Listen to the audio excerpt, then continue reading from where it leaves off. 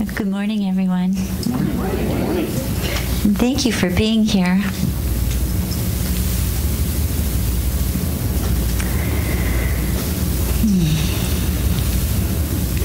So, I would like to invite you to imagine.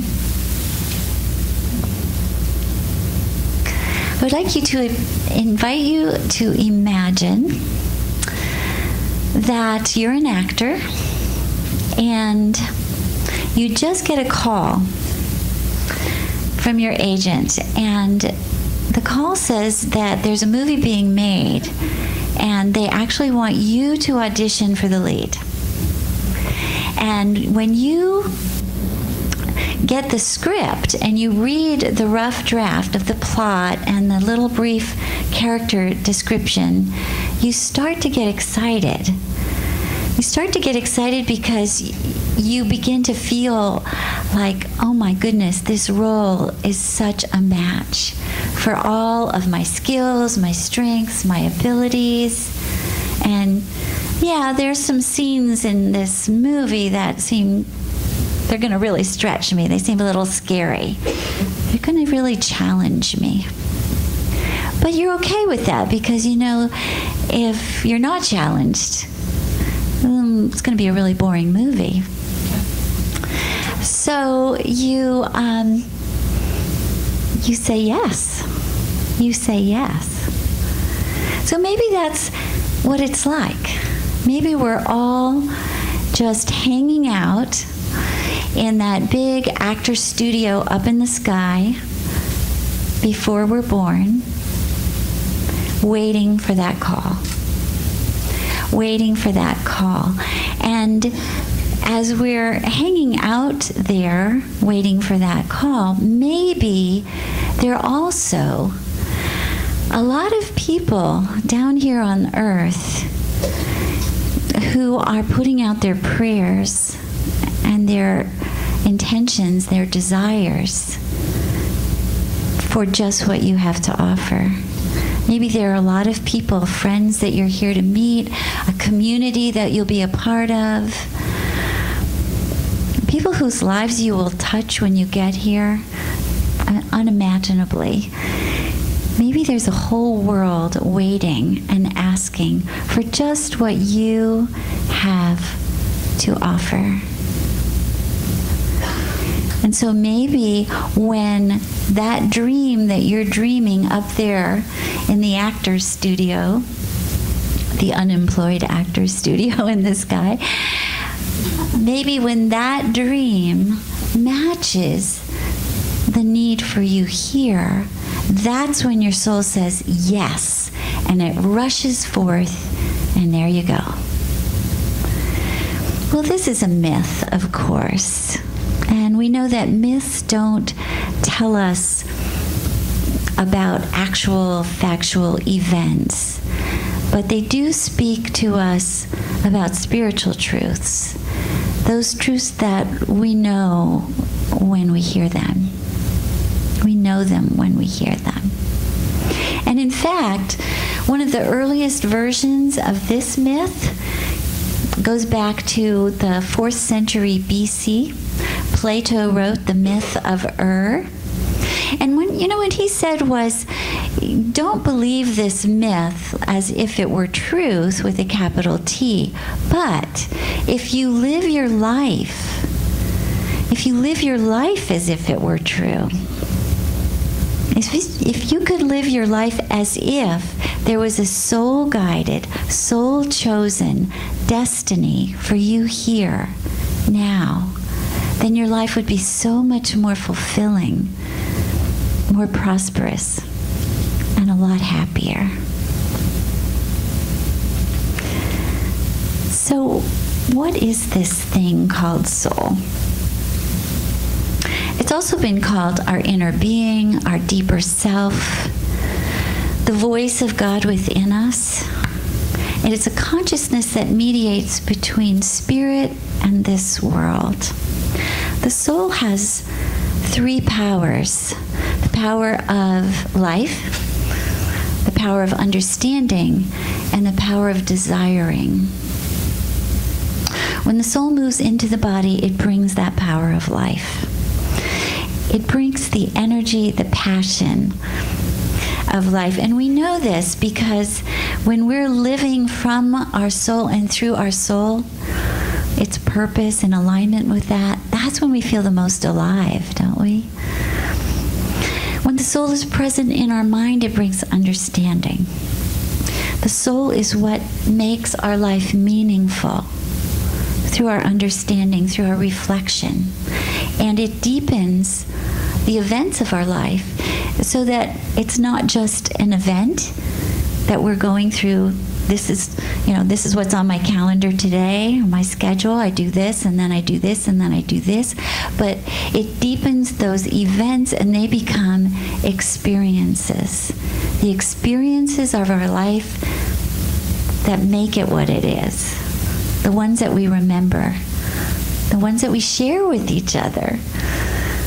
Because when we're retelling about that experience, we light up all over again, right? And what about this desiring thing? Because, in a lot of spiritual teachings, desire doesn't have such a good rap. We're supposed to be detached. We're supposed to notice that most of our disappointments come from our cravings. And yet, when we feel really drawn to something, right? Whether it's a person or a place, a certain spiritual path, a vocation, when we feel really drawn to something, that is our soul speaking to us. That's our soul speaking to us. The soul is what can see the cosmic and the sacred in everyday experiences. And the soul is what will call our attention to that. Will highlight that moment. So the soul is also our guide for our personal myth. We're all here living our own little I shouldn't say little, our own infinite hero's journey. And the soul is the guide for that journey. How does it speak to us? How do we know? How do we listen? It speaks to us through images.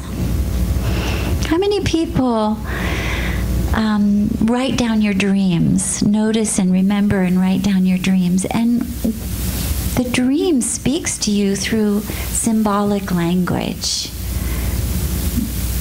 The soul doesn't come in and say, hey, do this, and then that will happen, and then you can do this. But it will show you an image, a picture. And you have to take that image, maybe write it down, maybe draw it, maybe paint it, maybe act it out. And then you'll get the meaning. You'll decode it. You'll get it. It also speaks to us through our intuition. So what does that mean? It means that the soul doesn't speak in the language of logic or rational mind, because the things that the soul invites us to do often don't make sense. They seem so random that I turn this way today and I bump into that person and this is what happens. Instead of, I could have turned that way. Why did I turn this way? It just seemed like a whim.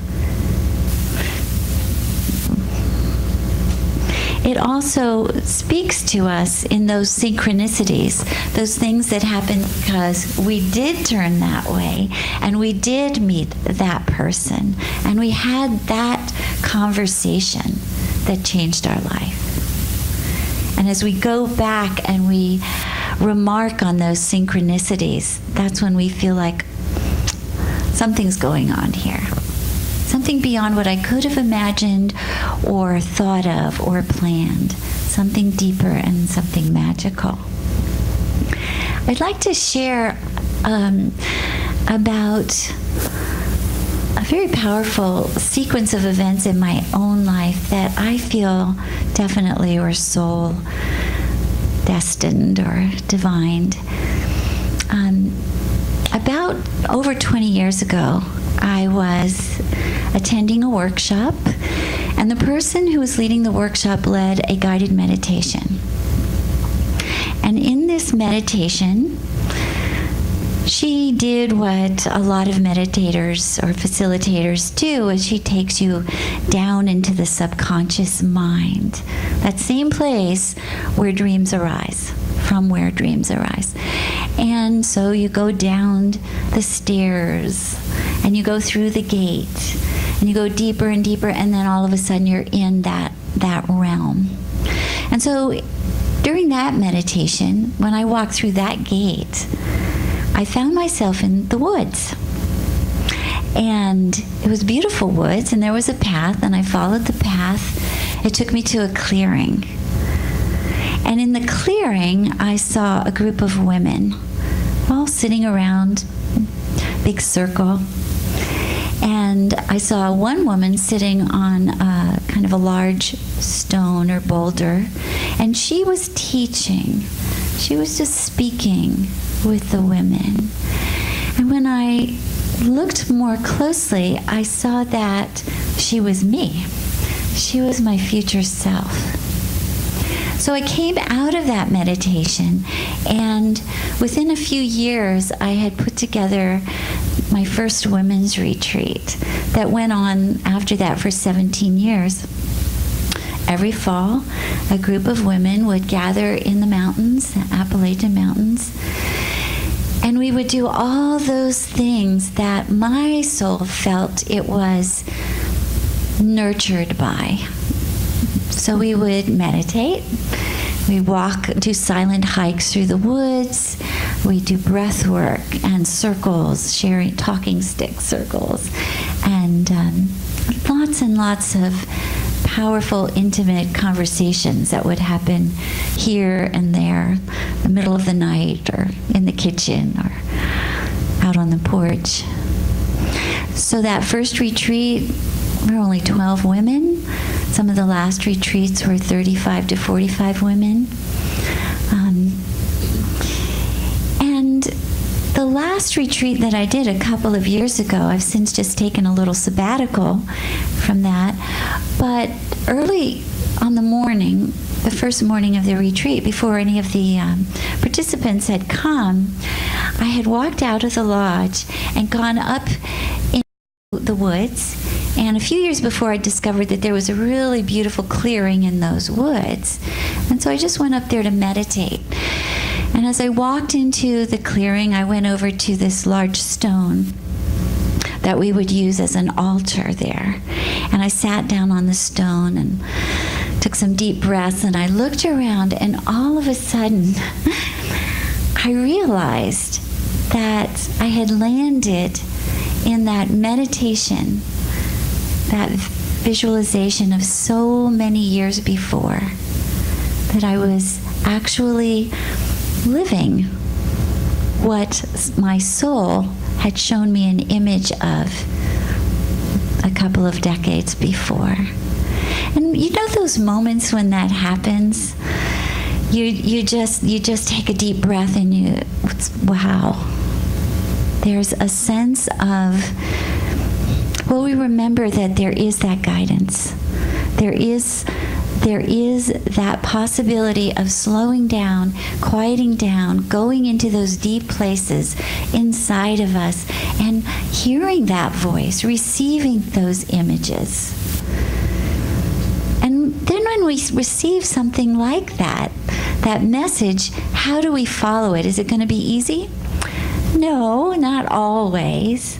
For even while following it may, and I'm absolutely sure really does bring us the greatest sense of fulfillment, just like Plato said, and brings us the most joy, it also will challenge us more than anything else will.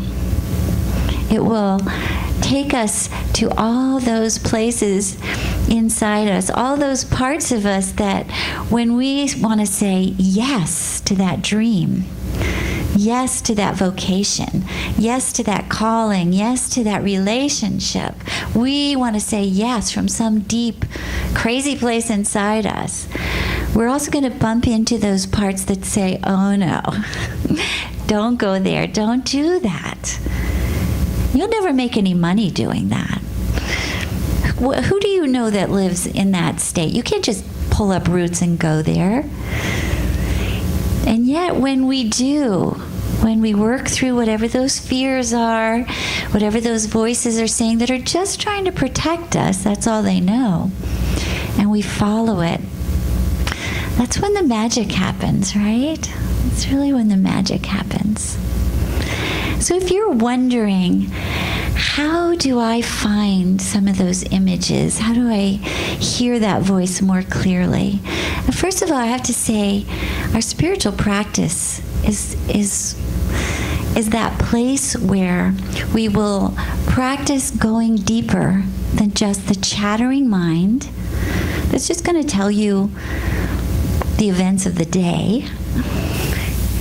Going deeper, letting go, coming back, going deeper, letting go, breathing in, and quieting to provide the space where we can hear the voice of the soul. We pay attention to our dreams, like we talked about before. But you know what we can also do, and I invite you to do this right now if you want to. Think for a moment about, what did you love as a child? What made you happy when you were a kid? And can you do that today? And can you bring out those crayons, or put on your dance shoes, or go run in the woods? Yes, you probably can. And if you can't do it in actuality in this moment, you can always do it in your imagination. Imagination is also a soul faculty. So look back to your childhood and find those images. Meditate on them. See where you can bring them back into your present day life. So our spiritual practice, our childhood images, and the last thing I will say is, what we all really, really, really need to live a soulful life is a friend. Hopefully more than one, but at least one friend. And maybe it's that friend that is also a spiritual friend. In the Celtic tradition, there's even a word for that friend. The soul friend is the anamkara. Anyone familiar with that term, the anamkara? The friend of your soul. And you know that person because when you get a chance to see them, even if it's once a year, once every 5 years, when you get a chance to sit and have a real conversation, you go to some beautiful places together. You just fall in. You just fall in, and you're both in your heart space, and there's no restrictions, and things you never knew you knew, things you'd never said out loud before, things that your soul knows. You hear those words, the poetry of your soul coming through you. Don't we just love those conversations? Yeah. So I want to finish today with a poem that I wrote yesterday morning. The night before, both Thursday night and Friday night, I was probably not where any of you were. I was in a bar late at night, and my son's band was on the stage. And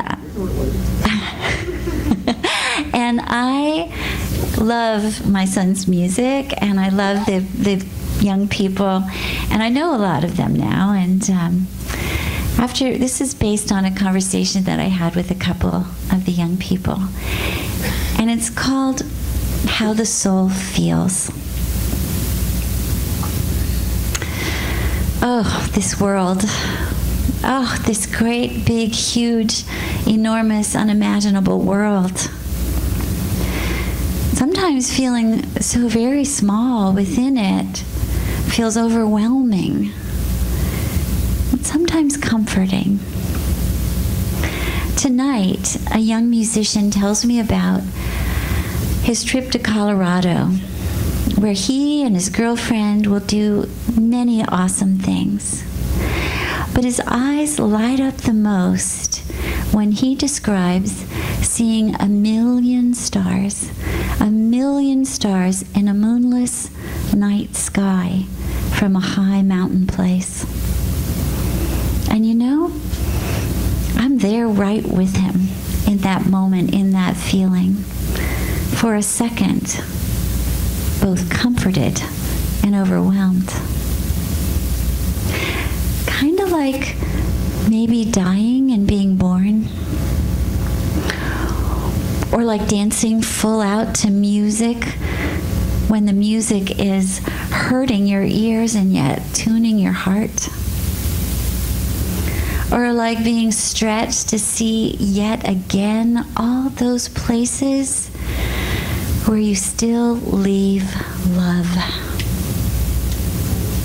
And then becoming yet again that tiny prayer, your soul's prayer, that just says, take me home.